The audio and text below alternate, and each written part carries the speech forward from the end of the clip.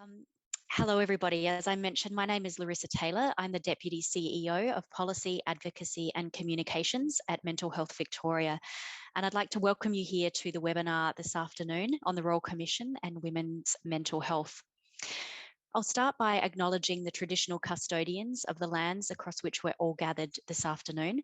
For me, it's the Wurundjeri people of the Kulin Nation, and pay my respects to elders past, present and emerging. And also welcome anyone with a lived experience of mental ill health in the room today, and note the value that lived experience brings to conversations like these. Well, I have to say it is exceptional to see how many people registered for this event today. It was well into the hundreds, which I think is an astounding, it shows an astounding interest in this topic area and just how important it is, and the commitment of such a broad range of people and stakeholders in ensuring that women's and girls' mental health is at the forefront of our minds. Obviously, mental health is a huge challenge for us at the moment as we experience the challenges associated with the pandemic. And I certainly do encourage you all to seek help if this raises any issues for you, or encourage others to seek help. There were some numbers there on the screen, and I know they'll be provided again later in the presentation. So please do take care of yourself if need be. And while there are short-term challenges at the moment, we do also have to look to the future and have long-term hope that things will improve. And the Royal Commission into Victoria's mental health system does provide us with a real opportunity to do that.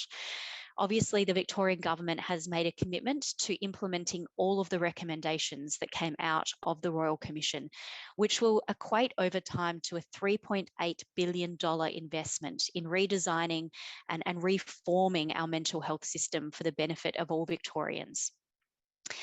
And while there wasn't a particular or strong focus on the mental health needs of specific groups in the final report of the Royal Commission, there certainly will be opportunities to ensure that the needs of women and girls are heard in the design of the new system.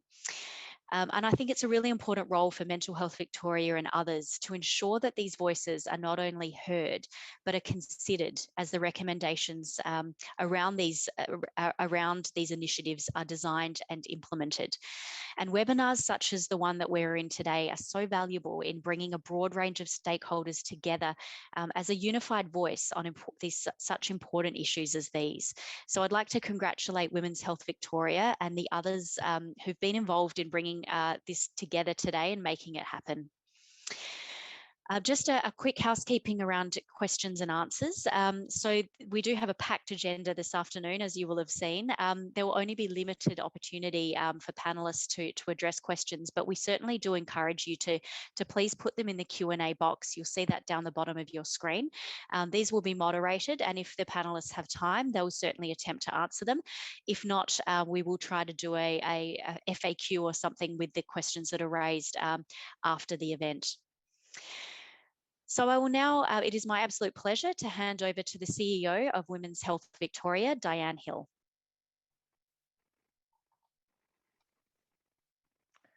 Thank you very much, Larissa. It's my absolute pleasure to also be here today. I'd like to start by acknowledging the traditional owners of the lands that I'm on today, the Boonwurrung people of the Kulin Nation, and pay my respects to the elders past and present. I extend my respect Aboriginal and Torres Strait Islander people attending this webinar today, and I recognise that sovereignty was never ceded and that we are beneficiaries of stolen land and dispossession that began 230 years ago and continues today. I also just want to echo Larissa's comments about the value of having people here today with lived experience, and we're really, really grateful for the time that you take and your voice in making sure that we hear what it is that you need in the new mental health system. For those of you who aren't familiar with Women's Health Victoria, we're a statewide feminist health promotion, advocacy and support service. We've been supporting women's health and gender equality for Victorian women for over 27 years. We work from a social model of health that focuses on the intersections between gender and health. Our focus is on advocating and building system and workforce capacity for a gendered approach to health that improves health outcomes for Victorian women. Mental health and body image has been a long-standing priority for Women's Health Victoria. but our work has increased significantly since the Royal Commission into Victoria's mental health system began in 2019. Despite the advocacy from women's health services and other organisations, gender and women's mental health did not make it into the Royal Commission's terms of reference. We were very concerned this was a major gap in the Royal Commission's work, so we gathered together a group of organisations and individuals with an interest in women's mental health to brainstorm how we could get women's mental health onto the reform agenda. From that initial meeting in September 2019, the Women's Mental Health Alliance was born. The Alliance has gone from strength to strength and now has more than 35 members. Our members include consumer and carer organisations, clinicians, mental health service providers, women's organisations, academics and others who are working together to ensure that gender-related issues and the voices of women with lived experience are centred in the implementation of the Royal Commission's recommendations.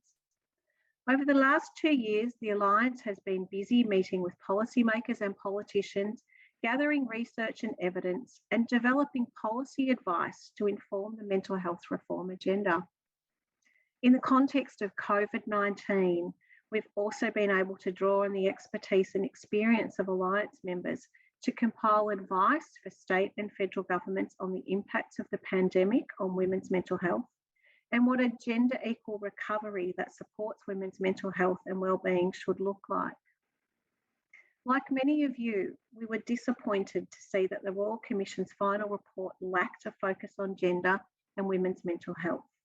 But there are also many opportunities within the broader mental health reform agenda to improve the mental health and wellbeing of women and girls. The Alliance is working hard to ensure a gender lens is applied across all the reforms. Thank you for joining us today to hear about this critical part of the reform agenda from our wonderful panellists. I'm certainly looking forward to it. I hope you find the webinar insightful and informative, and it inspires you to continue on this journey with us. I will now hand over to Mischa Barr, our Policy and Health Promotion Manager at Women's Health Victoria and Chair of the Women's Mental Health Alliance, who is going to provide a short overview presentation before introducing the panel. Thank you, Mischa. Thank you very much, Di. It's wonderful to be here today and to see so many participants joining us for this session. My job today is to give you a very quick overview of women's mental health. Now, this is an impossible task in the 20 minutes that I have. So I'm going to focus on introducing some key data and some key ideas that will help to frame the discussion later. I do want to acknowledge that the presentation, because it's so crunched, it does come more from a problem or a deficit lens, but we're hoping to be able to discuss in more detail some of the solutions as part of the panel discussion. And I also want to acknowledge the resilience and agency of women with lived experience in managing their mental health in adverse circumstances. Before we begin, I also just want to reiterate, next slide, please, that support is available, recognising, of course, that we are all facing very challenging circumstances at the moment. If you need to take time out of the webinar, if you need to touch base with a friend, or if you need to access external support services, I really encourage you to take the time and do what you need to do to support yourself. I would also just like to acknowledge before we start that we are in the conversation today centering the experiences of women, and that's because gender inequality continues to profoundly impact women's lives, mental health and well-being. And we need a mental health system that responds to the specific needs and experiences of women. And when I talk about women, I'm talking about all women, cisgender women and trans people, trans women. I also want to highlight the many commonalities and shared experiences of women and gender diverse people, and our common interest in breaking down harmful gender norms and practices and addressing structural inequalities and discrimination based on gender. And we'll certainly be talking more about this during the panel discussion. So welcome everyone. I also want to echo the acknowledgement that Di and Larissa provided. Next slide, please. acknowledging the traditional custodians of the land that I'm joining you from today. For me, that's the Wurundjeri Willam people along the Mary, and pay my respects to their elders past and present, and to any Aboriginal and Torres Strait Islander people and other First Peoples joining us today. Before we begin, I'd also just like to highlight these two really important recent reports from Aboriginal and Torres Strait Islander communities. The first is VATCHO's Ballot Dern Dern report, which has informed their report to the Royal Commission, and that's informed the Royal Commission's recommendations. And you can certainly see some of the Ballot Dern Dern recommendations reflected in the Royal Commission's report. And I really commend that report to everyone to have a look at. I also wanted to highlight Wiyani Utangani from the Australian Human Rights Commission. This is an incredible report that was pulled together by Commissioner June Oscar following extensive consultations with Aboriginal and Torres Strait Islander women and girls from around the country. It came out in December last year. Although its focus is not specifically around mental health or social and emotional well-being, that's obviously a strong theme that comes through the report. And there's plenty in there for non-Indigenous individuals and communities to think about in terms of how we can support self-determination for Aboriginal and Torres Strait Islander women and communities. Next slide, please. So I'm going to just give us a whirlwind tour of some data and some key ideas in relation to women's mental health, starting with some headline statistics. So at a global level, and this is certainly reflected in the Australian data, women are about twice as likely as men to suffer from a mental illness.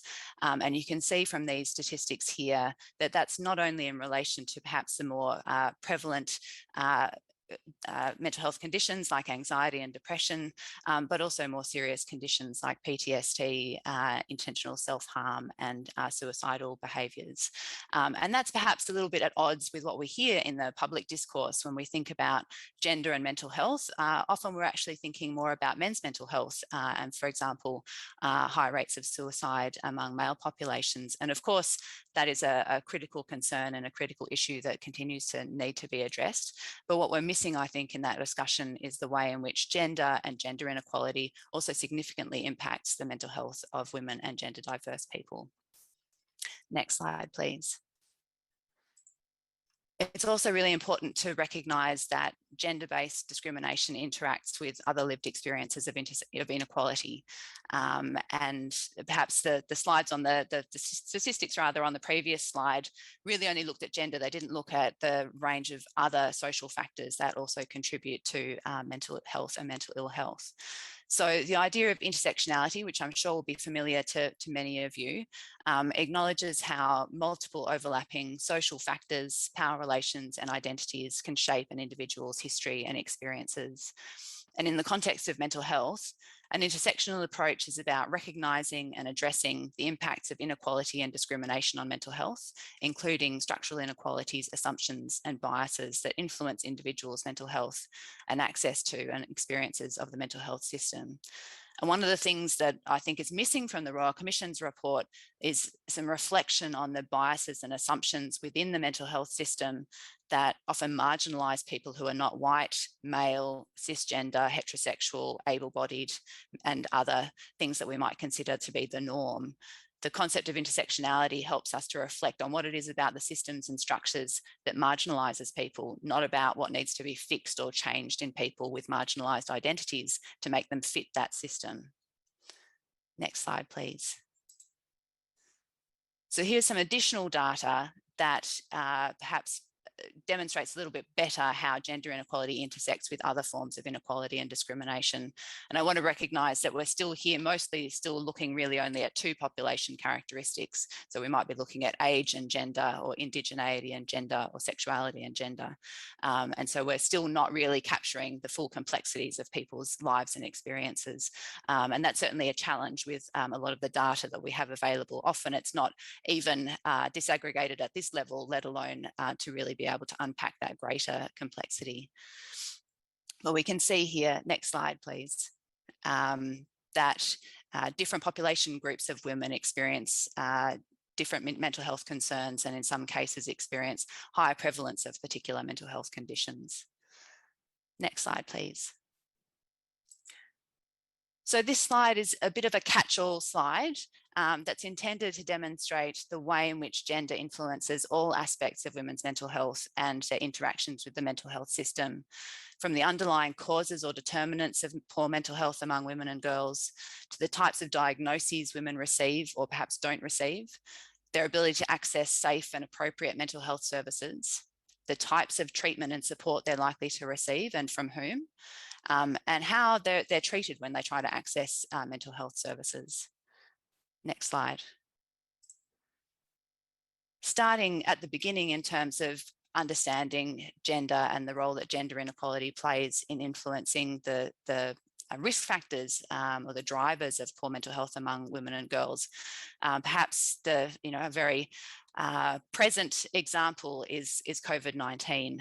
It's really demonstrated the way in which gender inequality, violence against women and mental health intersect. And here this slide really just shows a couple of headlines from the last 12 months, which demonstrate the huge surge in demand for mental health services generally, but particularly among women. And we've also seen clear data showing that the frequency and severity of gendered violence and violence against women has increased during COVID-19. And there's also a correlation with the way in which COVID has amplified existing social and economic inequalities that impact women, in particular, the fact that women have taken on a much greater share of the additional unpaid care that has arisen as a result of the pandemic, and have also been more likely to be affected by job loss and loss of income, and to be on the front lines of the pandemic as health workers, as retail workers, as hospitality workers, often underpaid, and often women from more marginalised communities as well, whether that be migrant and refugee women or young women in retail, for example. Next slide, please. So really that's an example of the way in which gender influences a whole range of the other risk factors that contribute to poor mental health. So we sometimes talk about, many of you will be familiar with the concept of the social determinants of health, the social factors that drive health outcomes. But sometimes we talk about gender being a structural determinant of health or a super determinant of health, because actually, in the same way as other factors like race, for example, it actually influences all the other risk factors that contribute to good or poor mental health. So it influences your income, access to education, access to housing, financial disadvantage, the experiences of violence and trauma, for example, and your ability to be able to access health services. So it's really important when we think about women's mental health that we think not only about the biological determinants, and those are important when we think about women's mental health. So there are particular factors related to sex and hormones that are related to particular mental health conditions that women experience, particularly around, for example, perinatal mental health or mental health that relates to hormonal fluctuations. But it's really important that we move away from a biomedical model that focuses only on biological determinants to think more about the social, cultural and other determinants of mental health, and move towards a biopsychosocial model that looks at addressing not just biological factors, but also social and environmental factors that influence women's mental health.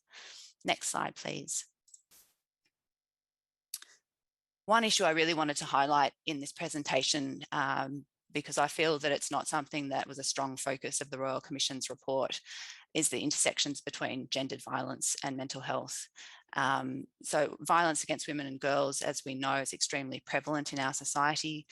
As we just talked about, it's skyrocketed as a result of the pandemic. And it's also one of the most common causes of poor mental health among women and girls. And women who've experienced violence are more likely to suffer from a range of mental health conditions. We know the relationship between gendered violence and mental health is complex and bi-directional, but there's definitely a strong correlation between the two. And it's also really important to think about the other ways in which mental health and mental illness intersect with gendered violence. So some examples given on this slide, for example, are the way in which the mental illness of either the perpetrator or the victim survivor is still sometimes used as an excuse for violence against women.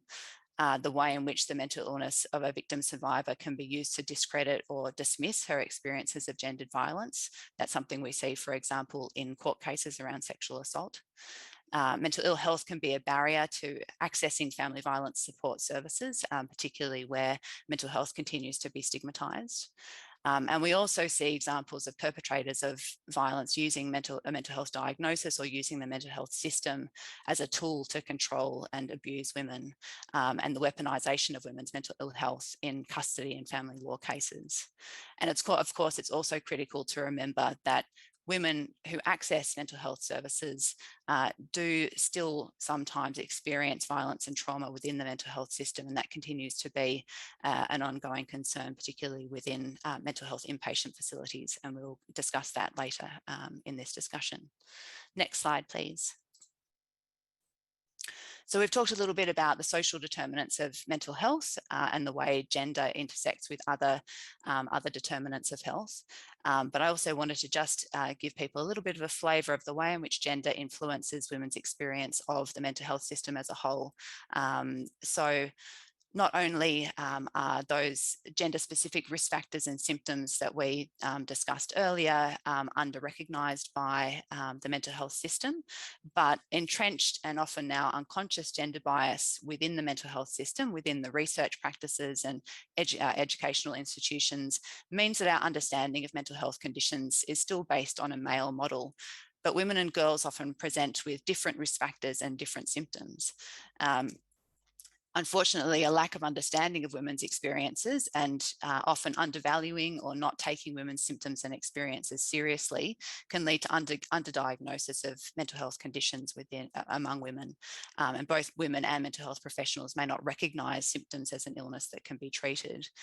On the other hand, it's really important to recognise that gendered attitudes and stereotypes can also lead to overdiagnosis. We're all familiar with the idea of the hysterical woman, for example. That's an old but still prevalent trope and demonstrates the way in which gendered stereotypes can actually influence diagnosis.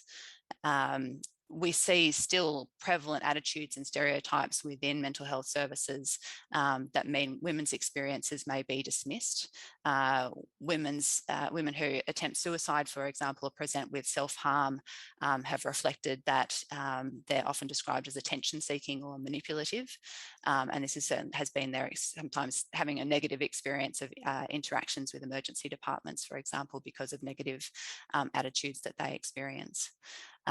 It's also worth flagging that women are overrepresented among the most stigmatized diagnoses.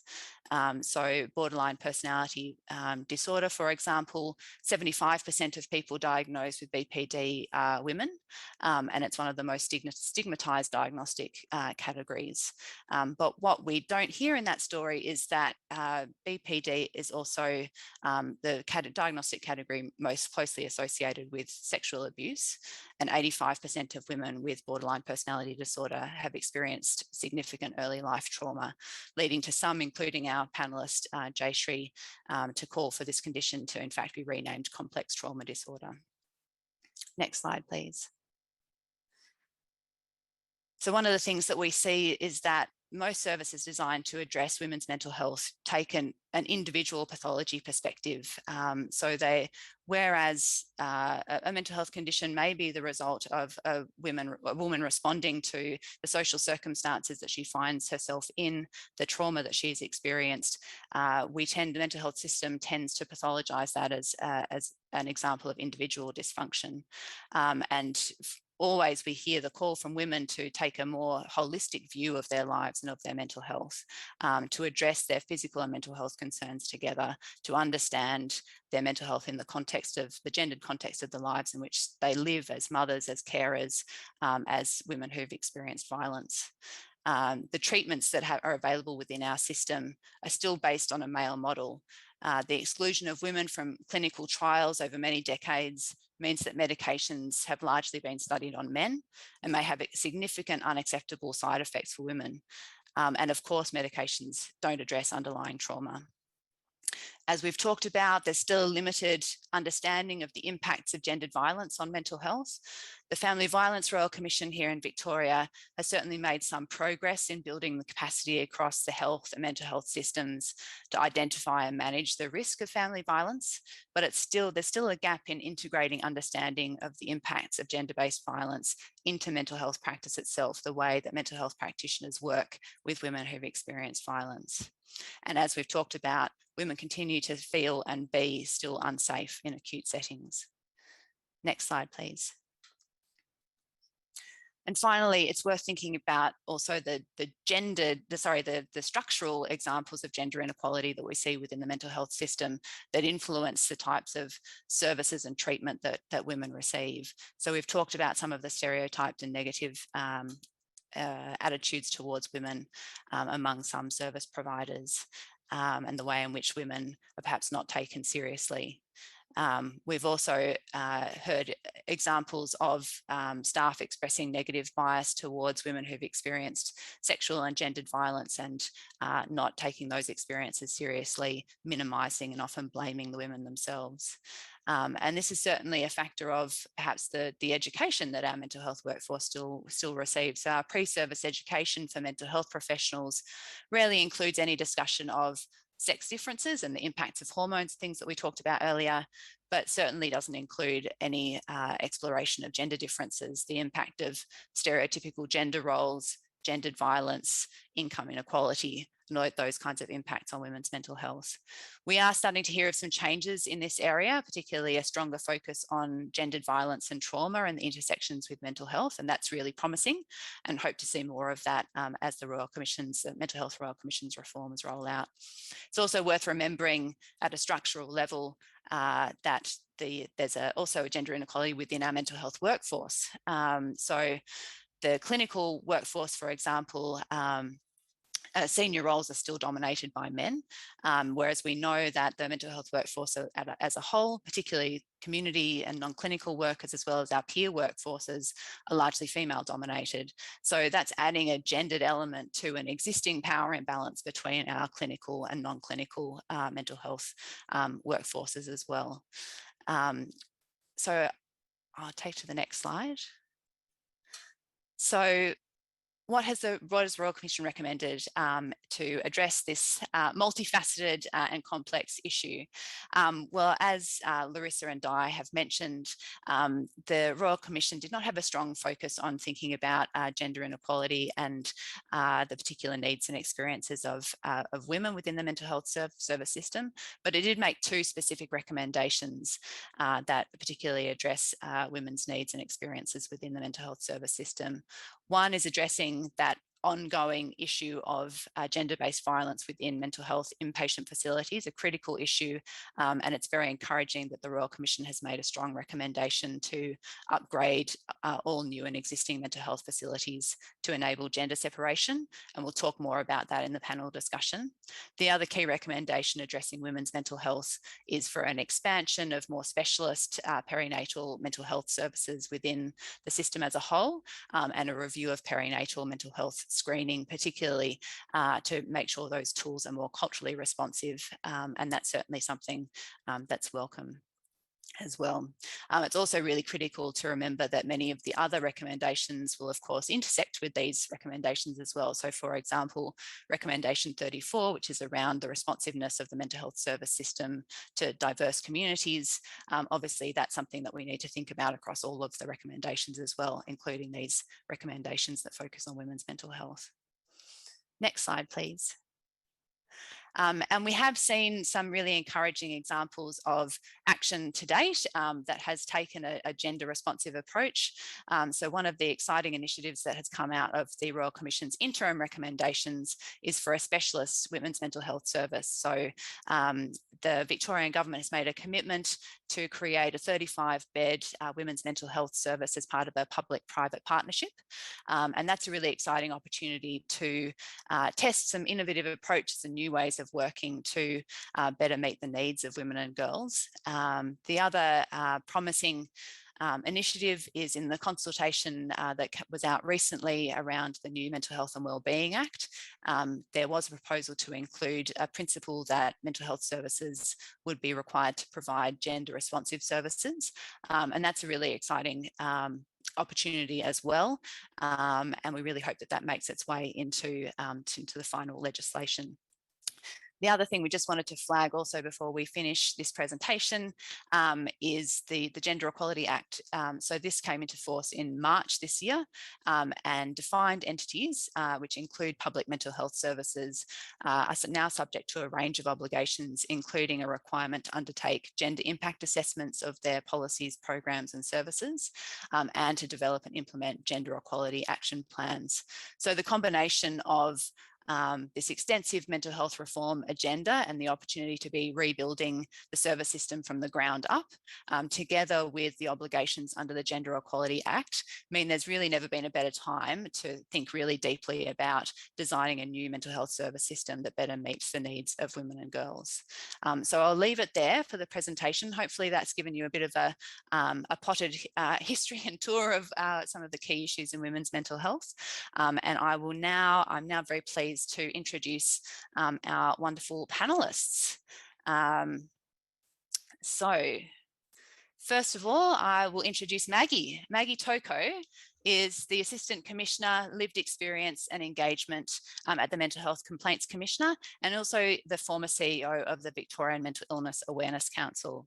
She identifies as having a lived experience and as being Indigenous to Aotearoa. Welcome, Maggie. Wonderful to have you.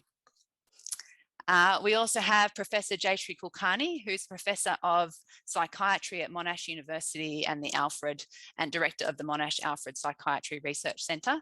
She's also formerly the President of the International Association of Women's Mental Health. Thank you for joining us, Jayshree. Thank you. We also have joining us Dr. Adele Modolo, who is the Executive Director of the Multicultural Centre for Women's Health, a national women's health centre run by and for migrant and refugee women. She's also an Honorary Senior Research Fellow at the Centre for Health Equity at the University of Melbourne. Hello, Adele. Hello, Mischa. Thank you for having me We here. also have Jackson Fairchild joining us. Jackson is the Head of Policy and Programs at Rainbow Health Victoria. They have over 10 years experience working as a clinician, educator, supervisor and service leader across family violence, suicide prevention, trauma recovery and LGBTIQ health. Welcome, Jackson. Thank you. And last but definitely not least, we have Lena Risteski, who is a lead practitioner at Mind Australia with extensive experience working with culturally and linguistically diverse communities and carers. Lena uses her queer identity to inform her work and to highlight the systemic oppressions women, carers and LGBTIQ individuals face. Welcome, Lena. It's fabulous to have such an amazing group of panelists here with us today. And I'm really looking forward to this discussion. So we will jump straight into it. We have about 50-55 minutes for this discussion. As Larissa said, if there's time, we will hopefully be able to get to some audience questions. So please do pop those in the Q&A. But if we don't get to those questions today, we'll certainly try and answer those after the webinar. So we'll jump straight in. Our first question is one for all of the panelists, which is, what do you see as being the key strengths and gaps in the Royal Commission's report in terms of improving the mental health of women, girls and gender diverse people? I might start with you, Maggie. There are a couple of gaps. We're not really mentioned that much in the report, where there's an overlay that we exist, which is very nice, but really not enough. But however, there are some good things that come out of the report, and those actions that you mentioned before, Mischa, are a couple of those points. And I think back to the Right to be Safe report, which the Mental Health Complaints Commission brought out in 2018. One of the recommendations there was that there actually be infrastructure and design, including piloting a women's only program. So the fact that it's been in their mind from that time, from 2018, and it's come into the report now, is actually a positive. But I think ultimately the theme of the Royal Commission is of the recommendations was a cultural change. a cultural change that's significant, that actually picks up all the issues that have been confronting the system as a whole, which is why the Minister says it's a broken system. That's right. And I guess one of those key things around centering lived experience, if we genuinely do that and centre the lived experience and the diversity of lived experience, then that should include a strong focus, obviously, on the mental health of women and girls and their lived experience. Jayshree, did you want to follow on from that?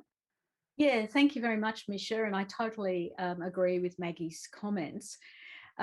Look, I guess I was pretty disappointed when I saw the interim report, which came out halfway. I think it came out in 2019, and the interim report, really didn't mention women very much at all. And I remember having this. I was very angry, and I had this very angry conversation with Mischa, and like, this is terrible, we've got to do something about it. And actually Dianne Hill mentioned that a group of us went and confronted the commissioner, and we got in there to actually talk about the issues, and we got a good hearing, but it took also having two visitors who are experts in women's mental health from Canada to join forces with us at that time. And I think that actually started to flick the switch a bit. It was almost as if when we went there in 2019, it was like, women? What do you mean, women?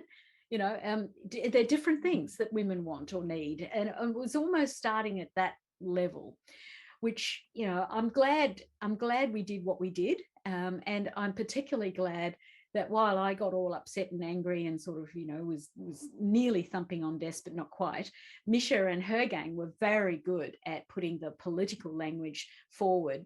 And that alliance has been really significant, I think, in reinforcing the issues. So I think the final report that's come out, which was the second half report, is better because it's got some mention, but I'm still disappointed because I thought we would, by this day and age, I was very intimately involved. I pushed the Mental Health Complaints Commissioner, who came to me to talk about the fact that they'd had a lot of reports about women being assaulted. And again, I joined forces there and did the review with a number of other people in the state and so on.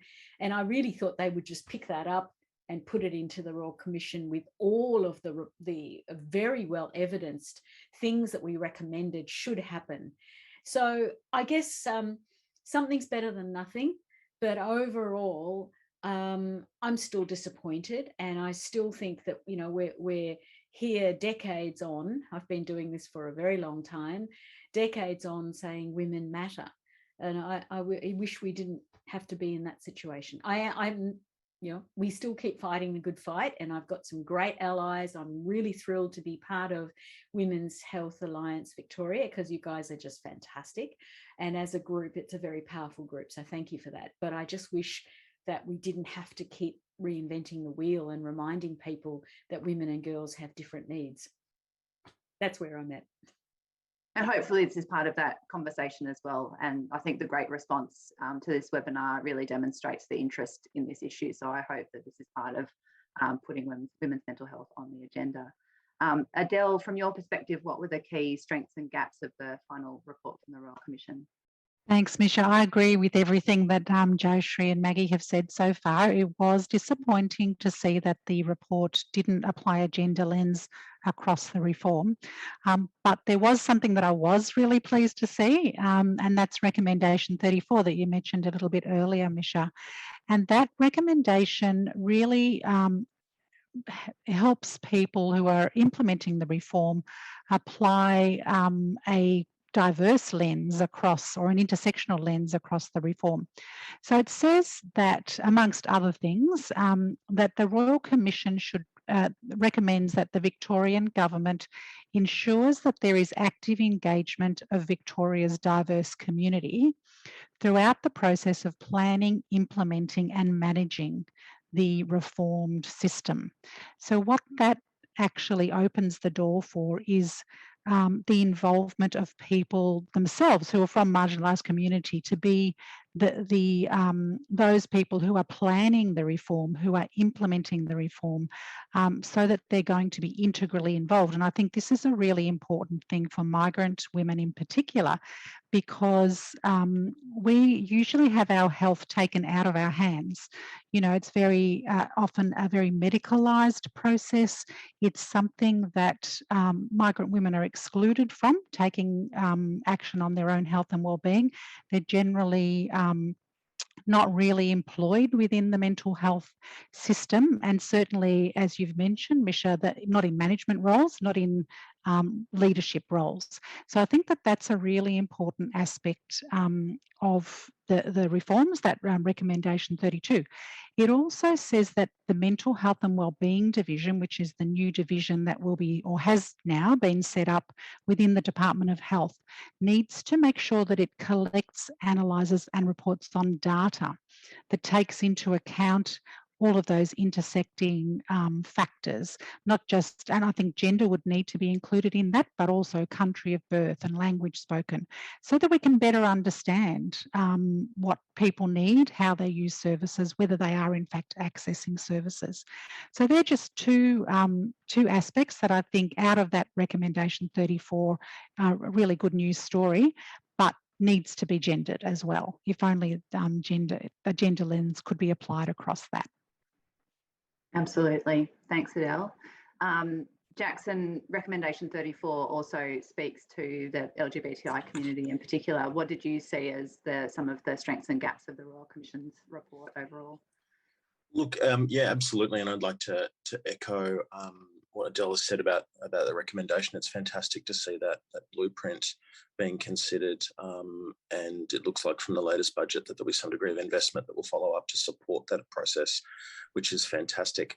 There is a bit of a challenge around the use of the term diverse communities. It can that approach is often used to homogenise and group people in, and then take a similar approach on how to engage and talk to those communities.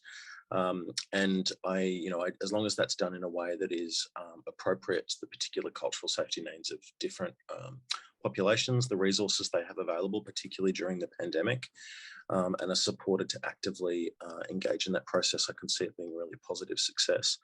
Overall, we were pleased to see LGBTIQ mentioned throughout the report, and many of the issues that our community is facing being represented. And, we were very welcome recommendation around funding to the Rainbow Door, which is going to be a fantastic contribution to the resources available to our communities, as well as to a community-specific aftercare program, which will be fantastic. And I just want to say, just like what you said before, Mischa, LGBTI communities are very resourceful and resilient, and I want to acknowledge that what I'm about to say is somewhat deficit-focused. But in the last 12 months, we've released 2 very large surveys, Private Lives and Writing Themselves In. They've reported on really alarming levels of mental health diagnosis, distress, self-harm and suicide across young people and adult populations Australia-wide, many, many times that of the general population. And that's only likely to have gotten worse during the pandemic. And we're hearing from our colleagues in the services space that demands for services have gone astronomically through the roof. And there's not nearly enough resources available.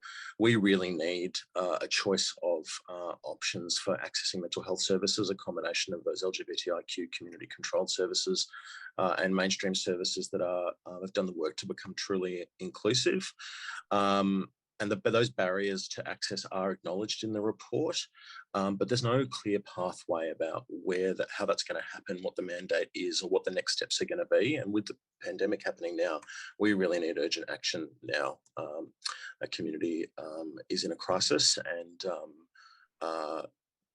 that long-term vision, while there's mechanisms in there that are alluded to about long-term consultation, it does bring up a certain level of anxiety about what we're going to do in the short term. Absolutely. I definitely think that's a challenge in terms of balancing that immediate demand and immediate need with the long-term reform agenda as well. Lena, from your perspective, what did you see as some of the key strengths or gaps in the final report from the Royal Commission? Yeah, thank you. So one of the strengths is that, it's been recommended that carers and their expertise are going to be recognised in the future. And they've, recognised the existence of young carers, of girls and women as well. But there is that lacking of focusing on carers who aren't mental health carers, because ultimately carers of individuals who experience another disability, still have their own impacts on mental health as well. And also, funding, like extra funding is required for women's health and mental health services, as the stats that women experience in terms of mental health are pretty much double that across the board of what men experience. And so, it would be interesting to see if then, extra funding is also, given for that. Absolutely, and certainly an exciting prospect with the Specialist Women's Mental Health Service to be able to test out some different ways of providing more holistic services to women, and something that then can perhaps hopefully be rolled out more broadly across the broader mental health system.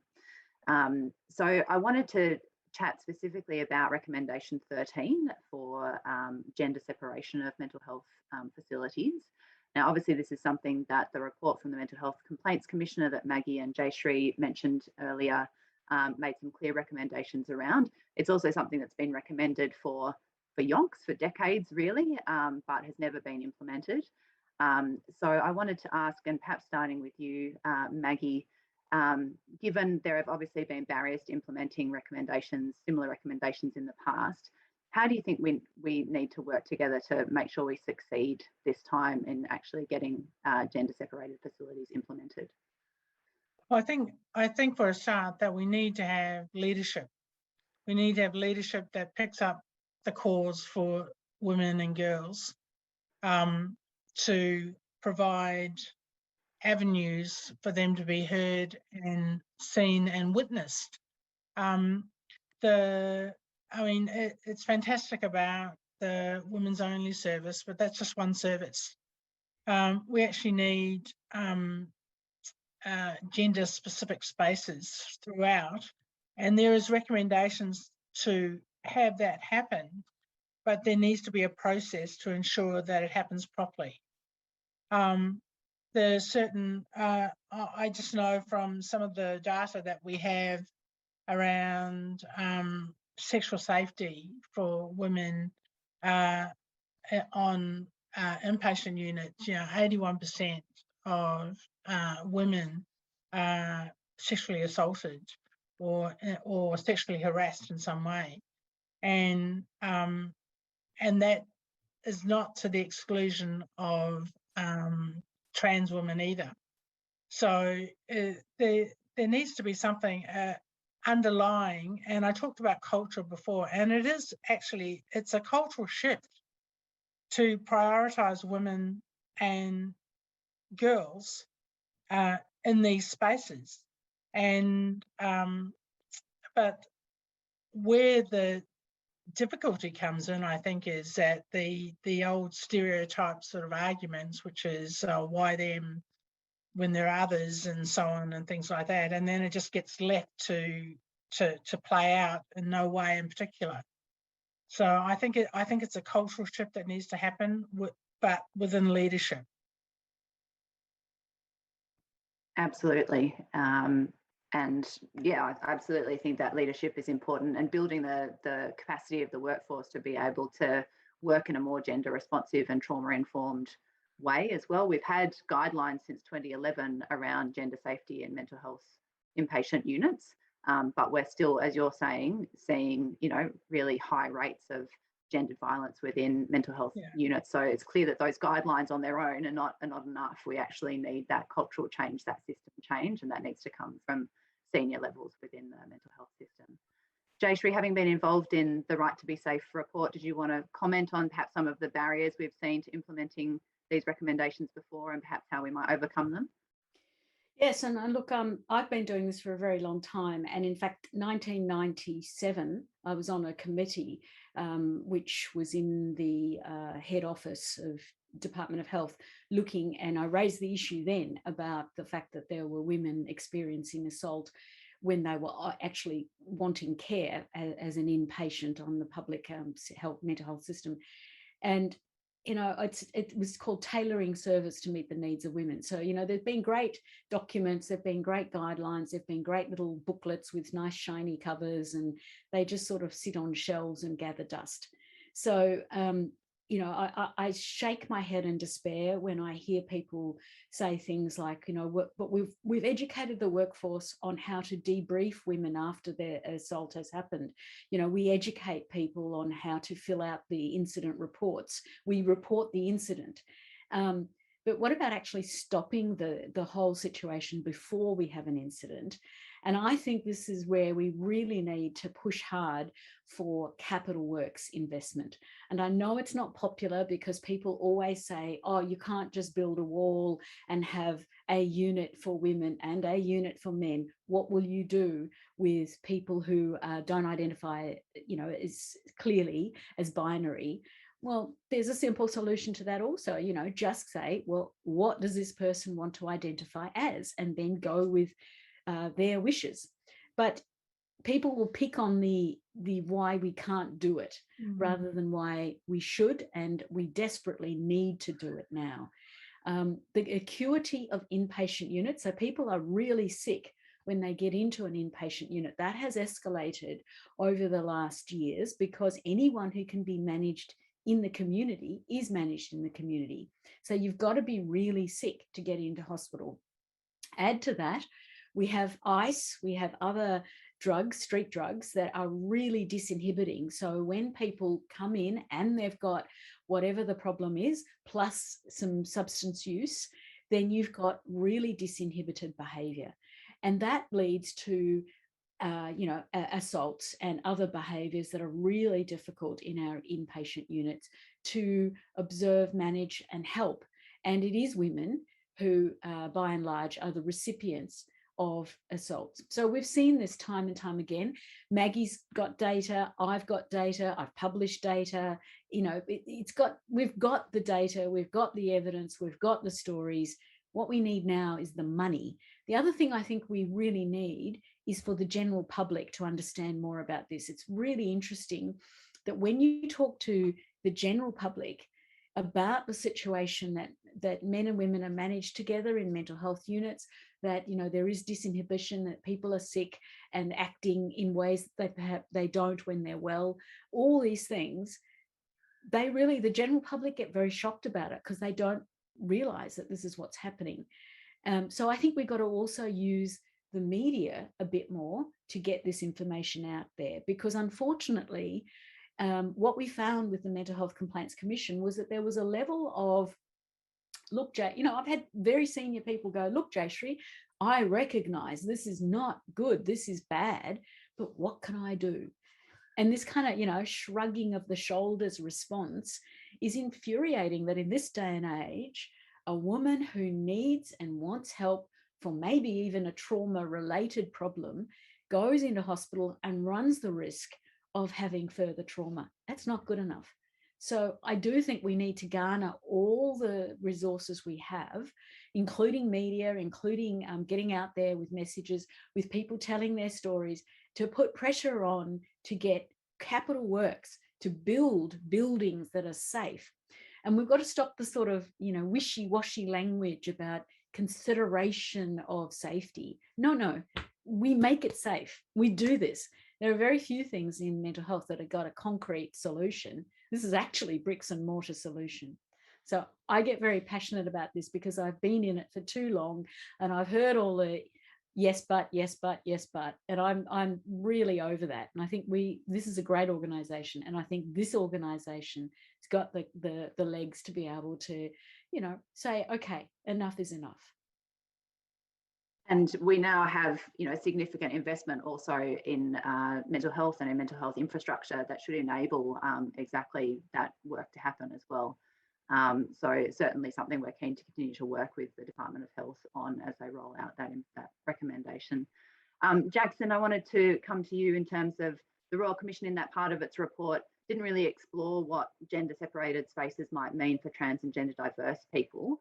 How do you think we need to work together to make sure that we're meeting the needs of trans and gender diverse people when we implement recommendation 13? Yeah, it's a great question. And I just want to say, Jayashree, what you said before about the way that gender diverse people are sometimes positioned as a roadblock to this conversation, I completely agree with you.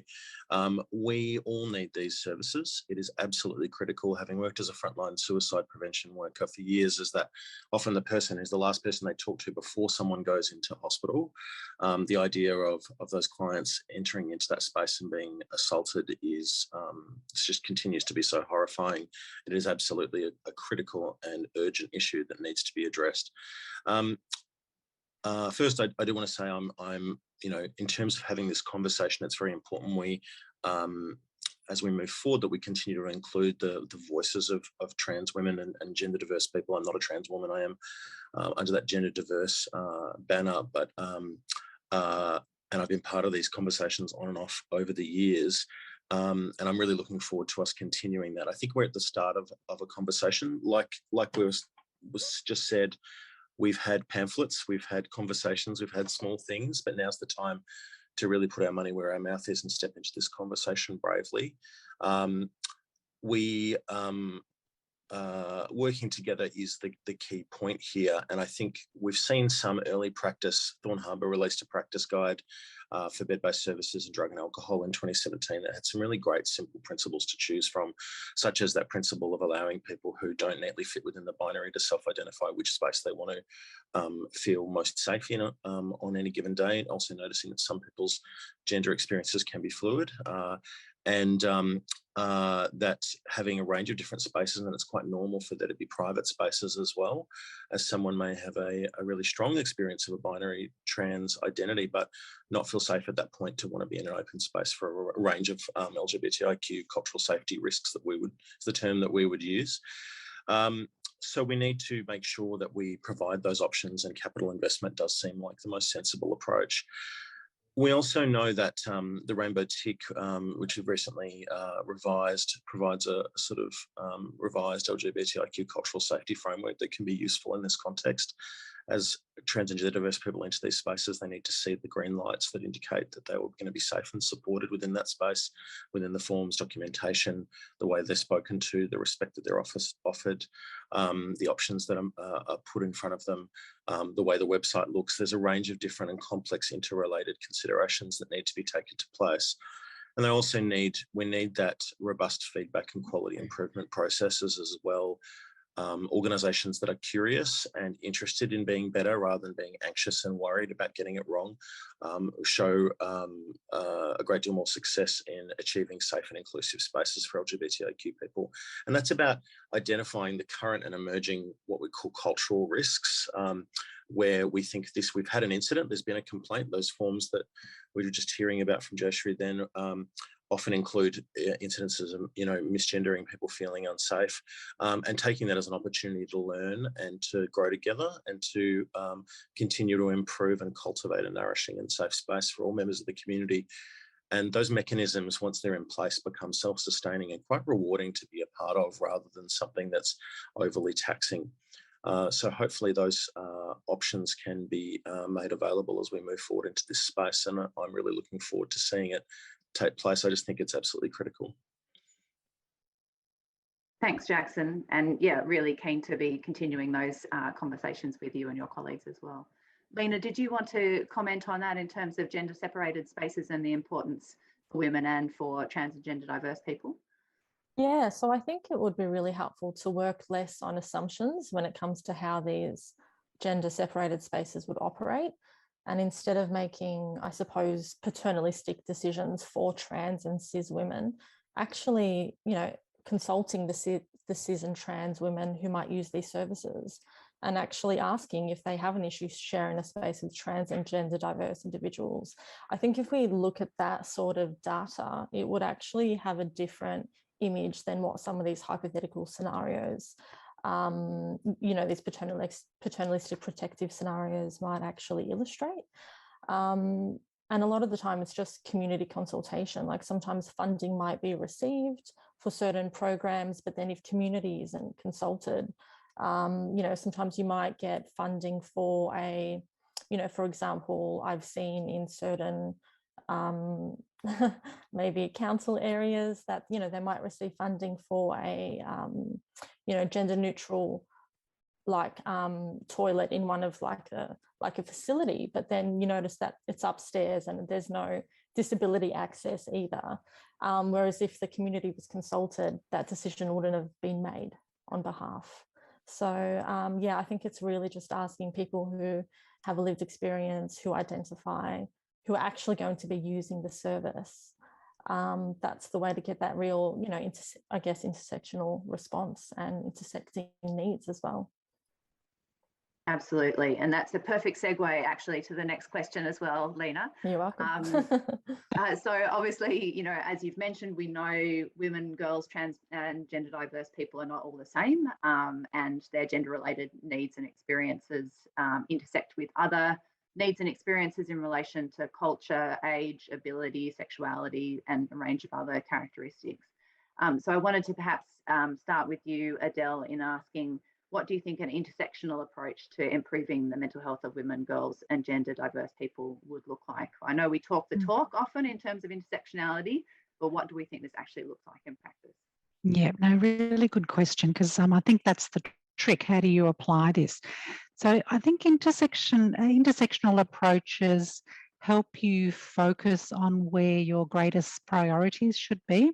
So if you think about what are the intersecting forms of discrimination or oppression that are impacting on people in relation to their mental health, it does then assist you to identify groups of people who are perhaps your priority populations. They're the people who you should be really targeting your services towards. Or, I mean, we've kind of talked a lot about acute services because we're talking about recommendation 13, but the reform does really look at the broader set of approaches and programs that need to be in place in the prevention and early intervention spaces.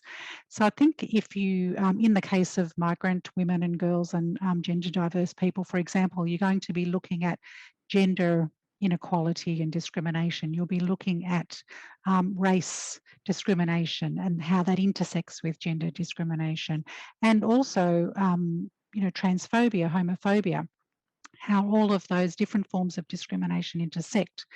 And that can also give you an insight into the types of mental health concerns that people will have because of those forms of discrimination. So with migrant women in particular, and that impact of gender and race discrimination in workplaces, you know, they're going to be experiencing higher rates, or they do experience higher rates of unemployment than other people. And so and of course that has mental health impacts. Racism as a form of discrimination has mental health impacts. So I guess it's, yeah, for me, a way of really focusing who we should be really prioritising in the reform, who we should be designing our programs and services for, and how that should be done. Yeah. Thanks for that, Adele. Maggie, did you want to speak to that question? What does an intersectional approach look like in practice? Yeah, I think, look, in practice it sounds great, but it's to get it to be in practice. And I think one of the first things you have to do is just to ask people what they want, and we can consult, and nothing can come from it. And I don't want that to keep happening over and over again, because people put themselves out there to be consulted with. Communities put themselves out there. They put in good energy. They put themselves in a space where they're happy to share their knowledge, and it's a true investment. And we have to see those things as investments for the future, but actually pay attention to what they're saying. So, I mean, I know that there is a big push for lived experience consumers and carers to fulfill leadership roles and to fulfill other roles. But if there's no, it's a bit like the rainbow tick. If there's no lived experience lens put across the recruitment stages, then how are they going to fairly be employed? And Adele is right. You know, the number of migrant women who are employed in welfare services is very low. And how do they get a foot in the door? And having a lived experience is actually the opportunity to get a foot in the door. But we need people in recruitment situations that have cast a lens across how to recruit somebody who has a lived experience, how to recruit somebody who has trans background, how to recruit somebody who is vocal within their community. And that's where you get true intersectionality, is where people are actually doing what they say they're going to do. Absolutely. And I think your comments also speak to the importance of that sort of structural transformation as well. So it's not just about the same people delivering services to a diverse community, but actually reflecting that workforce and that organisation reflecting the diversity of that community as well. Mm-hmm. Lena, did you want to respond to that question? Yeah, look, I think there's a massive intersection between, you know, I suppose women and carers. So a disproportionate percentage of non-paid carers are women. So it's like an invisible issue because it fits within the gender norms, right? Women help. So that's something that we don't need to look at. And it's just not okay. It really just reinforces the minimization of women's time and energy. You know, seeing women's time and energy is not important. And so I think definitely more funding towards carers as well would, yeah, ultimately help women as well. And I think also funding towards LGBTQIA+ multicultural groups. So, you know, just to highlight the fact that coming out is difficult and it's often a traumatic process for people, and that this is further impacted when people are excluded from their culture, from their language, their community. And this is a lot of things that people don't also talk about, but it's really, you know, that level of isolation can have devastating effects on people's mental health. And also, you know, to mitigate this, actually working with community groups and also establishing even, you know, in multilingual groups as well, establishing like a co-created language around mental health and community, you know, a way that normalizes and destigmatizes mental health for women and girls. Because a lot of the times, you know, language, well, you know, Western language around mental health can be quite othering as well. And so I think, yeah, like recreating some safe, inclusive terms would be empowering. Yeah, a common language that everyone can relate to. Yeah. Thanks, Lena. As I flagged in my presentation, one of the key issues that I think the Royal Commission's report doesn't really grapple with, and we could absolutely have an entire webinar or series of webinars on this topic, and perhaps we will in the future, but is around the intersections between gendered violence and mental health. And certainly some positive initiatives have been implemented since the Royal Commission into Family Violence to improve the way mental health services respond to family violence and gendered violence. And that includes, for example, the creation of specialist family violence advisor roles in mental health and alcohol and drug services. But what do you see still needs to change to better meet the mental health needs of women and girls and gender diverse people who've experienced gendered violence? Maggie, we might start with you. Well, being a survivor of family violence, and I think it's important to remember that the symptoms of family violence last for a lifetime. They're not just over and done with one quick motion or one supportive service or whatever. It actually carries on forever. And children in those relationships where there's family violence are triggered on an ongoing basis.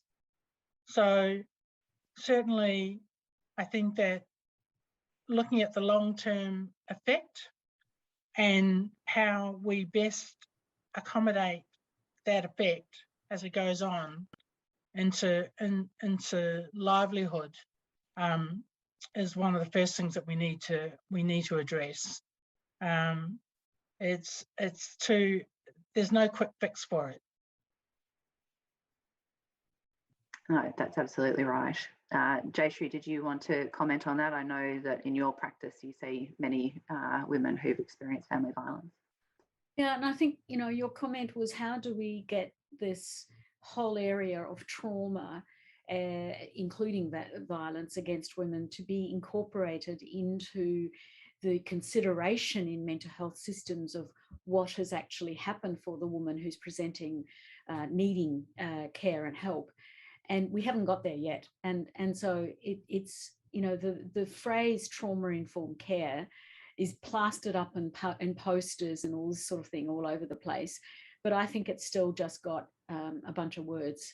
It isn't really cutting through to actually say, what do you mean in, you know, trauma-informed care? What do you, a particular clinician in a mental health system, need to do, and what are you doing? And we haven't got there yet. And the issues are manyfold, but many clinicians will often cite the fact that they haven't got time to take a detailed story of the whole backstory of what has happened that has then led to this particular issue, because it does take time, it takes sensitivity, it takes a lot of care, and also for the individual who's been traumatized to have the confidence and the capacity to open up, which is another big whole thing. So from both sides, this is a difficult thing, and many people many clinicians will just shy away from it because they'll go, I don't have time, I don't have the training. And then the third thing is often, there's nothing I can do. So often we get this response that I can't go back in the time machine and make it all nice for the individual. And so what's the point?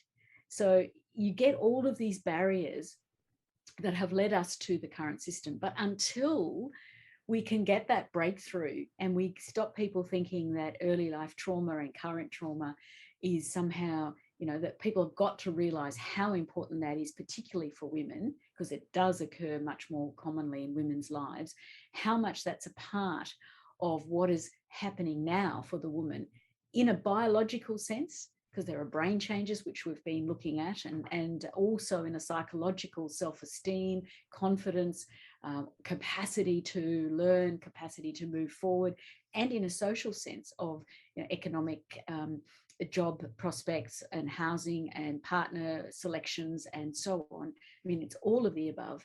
Until we can get that through, we are not making much inroad other than having the posters on the wall at the moment.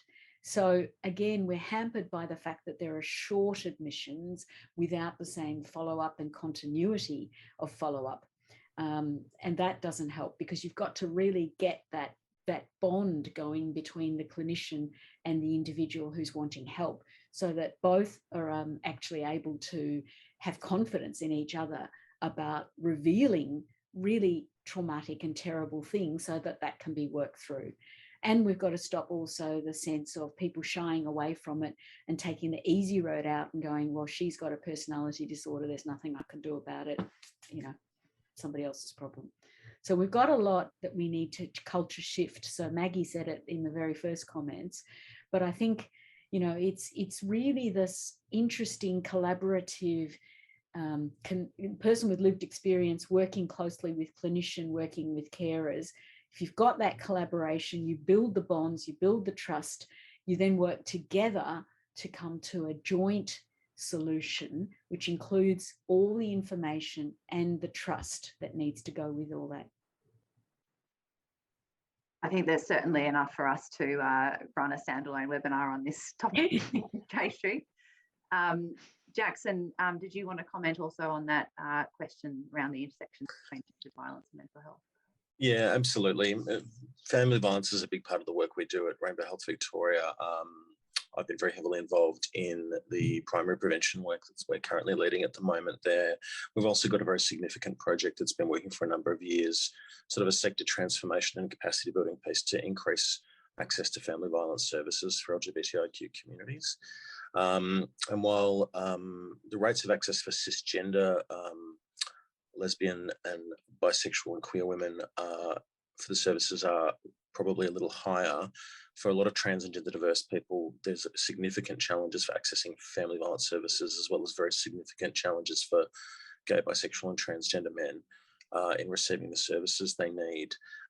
There's been great progress in that space. We've had great support from the Victorian government to get there, but there's overall a prevalent myth that LGBTIQ people, because of the nature of the relationships or their own gender experience, don't experience family violence, and that it's not a problem for our communities, which is just not true.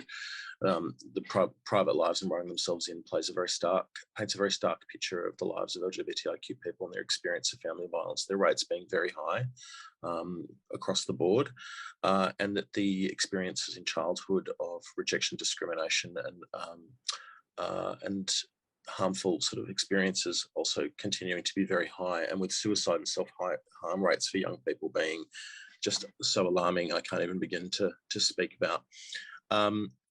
So all of that to me points towards a need for, again, providing those supports and training for people to be able to identify and respond. But what Jashri said about having the time to actually form that connection, and that, that flimsy term trauma-informed practice that gets thrown around a lot, when actually, it is about sitting down with someone and forming enough of a connection that they can properly feel safe with you when they are traumatized and unable to connect, is such a big issue. We need pathways that are safe for our communities in each LGA. We've tried to do that with the family violence space. We need to do the same thing for mental health. And we need to create those pathways from the moment someone accesses the services all the way to step down care. They need to have services that have the cultural competency available and the resources available to be able to make that safe. Otherwise, we will continue to fall out of the system, and we will continue to experience these incredibly poor health outcomes. I think as well, we often talk about meeting the needs. I think we just need to also spend more time thinking about primary prevention and what's leading to these high poor mental health rates and wellbeing rates and family violence rates overall. That is a conversation for both our communities and for women more broadly that I think is absolutely critical and needs to not just be siloed to family violence. Absolutely, and that is an excellent segue, Jackson. It's almost like you've seen the questions beforehand to our next question on primary prevention.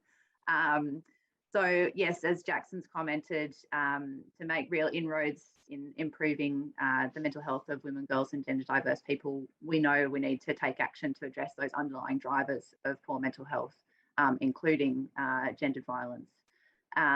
So how do we take gender into account in primary prevention and mental health promotion, and what examples can we draw on perhaps from other fields? And I wondered, Adele, whether you wanted to take a crack at this question. Sure, thank you for that. Absolutely, that's where we really need to be looking at the drivers of poor mental health.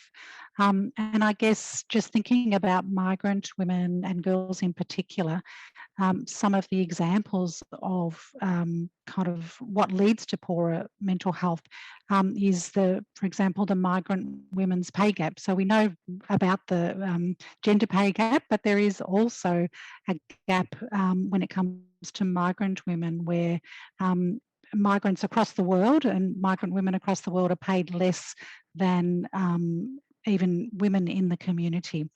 Unemployment rates. So whereas in Australia, women who are born in Australia, the unemployment rate is at around 4.5%.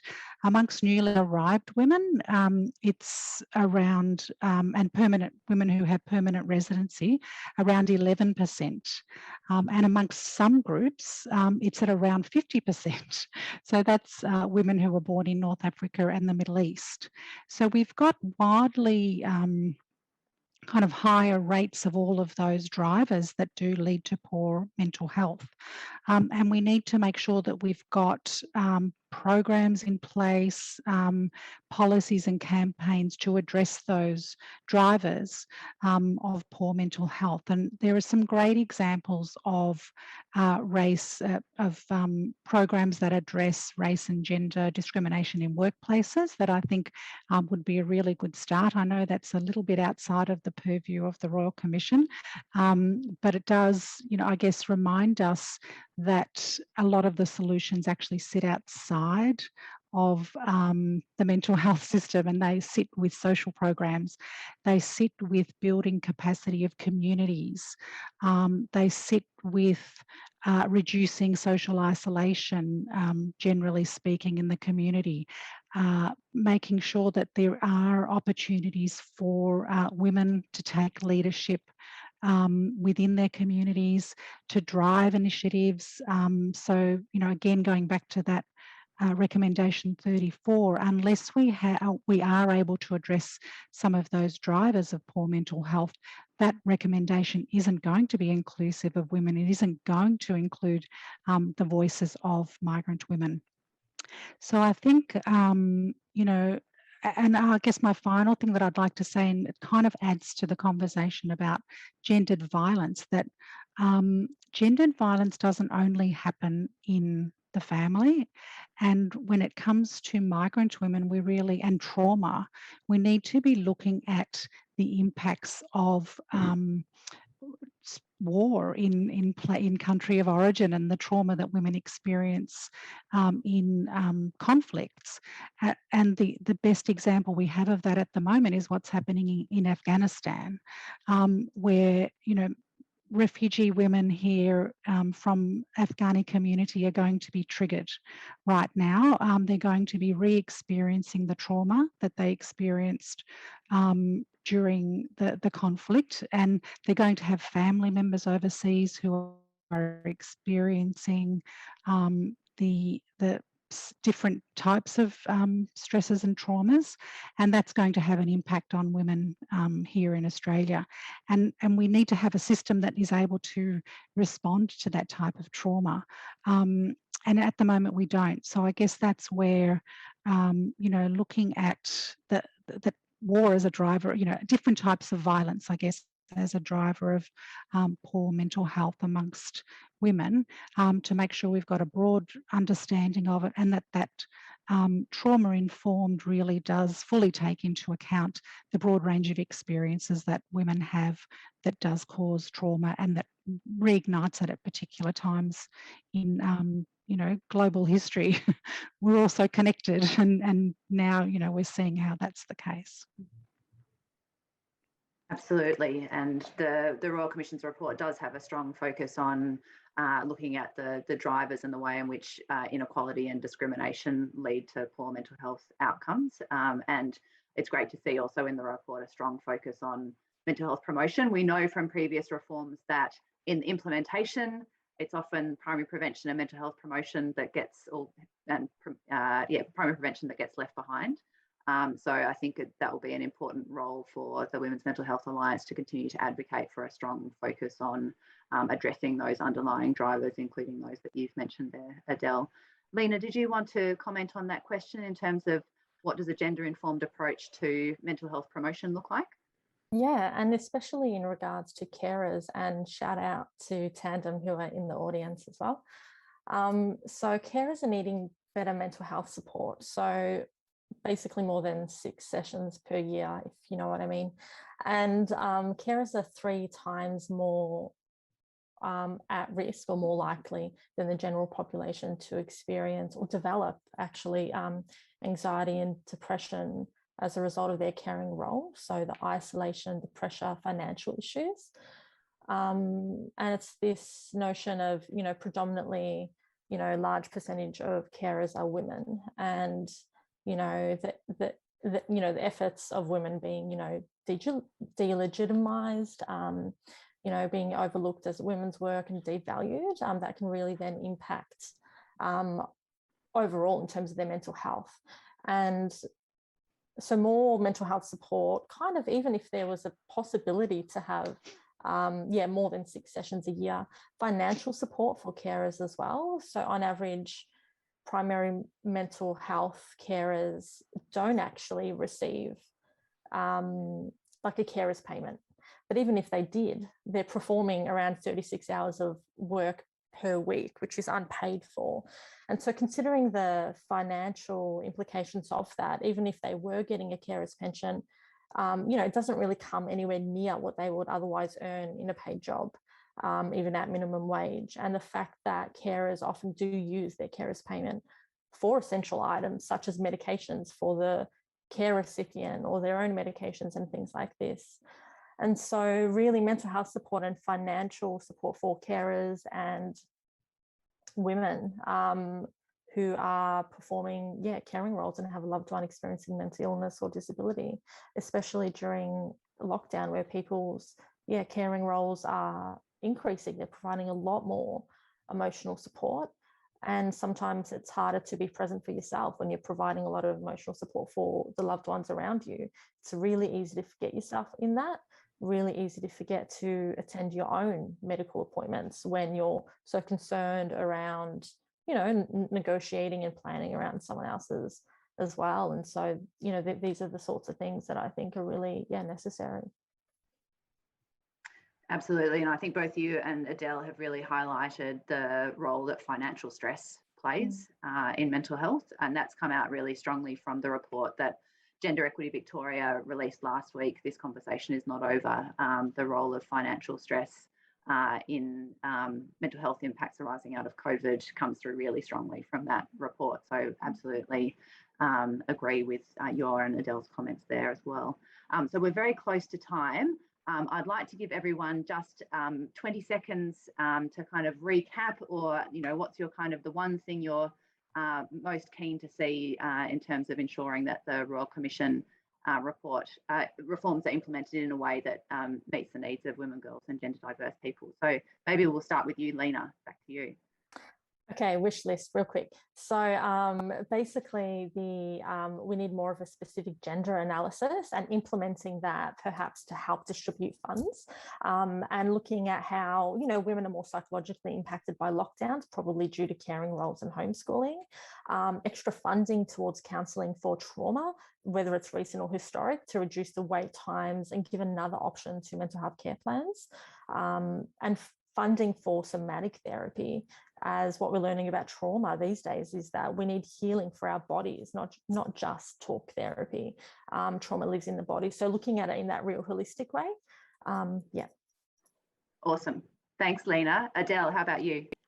Yeah, I'd really like to see a strong investment in the community so that there are different options for, you know, I'm not talking about acute services, but options that are really going to suit communities to improve their mental health and well-being in the long term, taking a more preventative approach and an early intervention approach.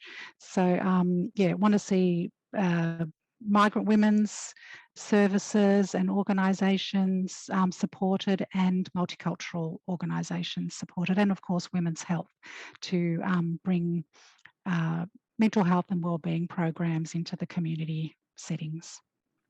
Absolutely. Thanks, Adele. How about you, Jackson? Just remember how to unmute myself. The quick answer is that, you know, we were very lucky. Big shout out to Mental Health Victoria. We recently had the LGBTIQ communities and the promise of reform. And we'll make sure, I can see someone's asked a question about that, so we can share that here. We had a great outcomes paper come out recently that summarises some of the key issues of reform for our community, and the launch video is available on YouTube as well. So that will be a really important thing for people to have a look at if they're curious. I think, again, coming back to prevention, obviously it's my primary focus at the moment, but I do believe we need to move the ambulance from the bottom of the cliff, and dare I say it, remove the cliff by creating a more healthy and sustaining ecosystem for all of us. And I do believe there's an exciting opportunity, as you said so beautifully at the start, this work of transforming gender to be more you know, this piece of transforming gender roles within our society is one that's shared between the women's movement and the LGBTIQ movement. And there's some really exciting work happening at the moment around partnering in that prevention space to think about what we can do. There's lots of amazing projects happening, but I do think we are going to need more effective oversight and coordination to ensure that the projects are mutually reinforced, appropriately evaluated, and the results communicated to each other, and that the workforce can be supported to grow.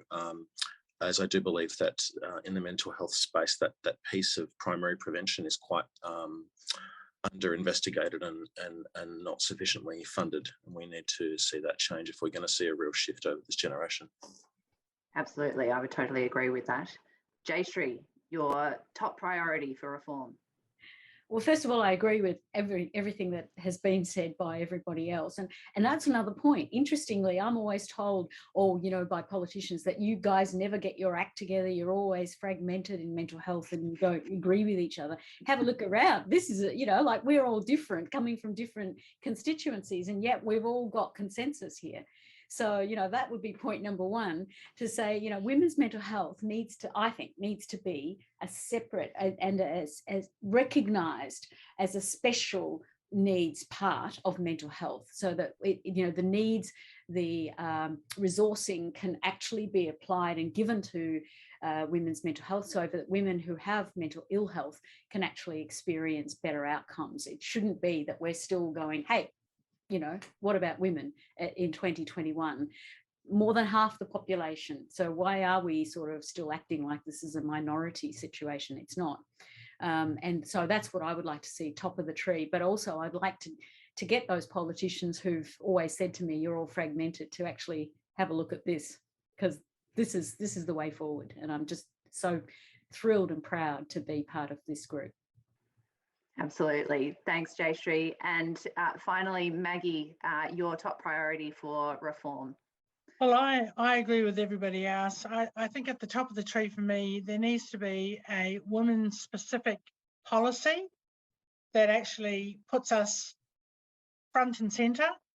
I think there needs to be a woman leading that, and that we are all and that we are seen as a significant group in society that warrants having those special places. So a woman leading it and a woman-specific policy. I think that's an excellent note to end on. Thank you so much, Maggie. And thank you to all of our panelists. We're a couple of minutes over time, so I'm just going to do a very quick wrap up. Thank you to everyone who has stuck around a few minutes over time. Huge thanks to this amazing panel. I really look forward to continuing the conversation with all of you.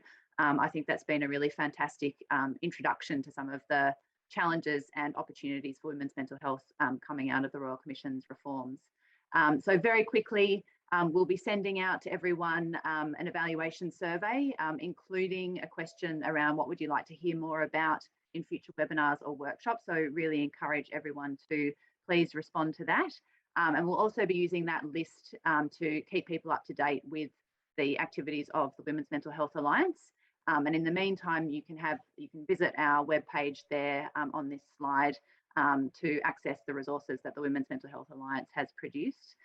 Finally, massive thanks to Mental Health Victoria for collaborating with Women's Health Victoria and the Alliance to put today's webinar together. And thank you to all of you participants for spending your lunchtime thinking and discussing with us. I apologise we didn't get to any of the audience questions, but we've certainly captured all of those, and hopefully we'll be able to respond to those via email.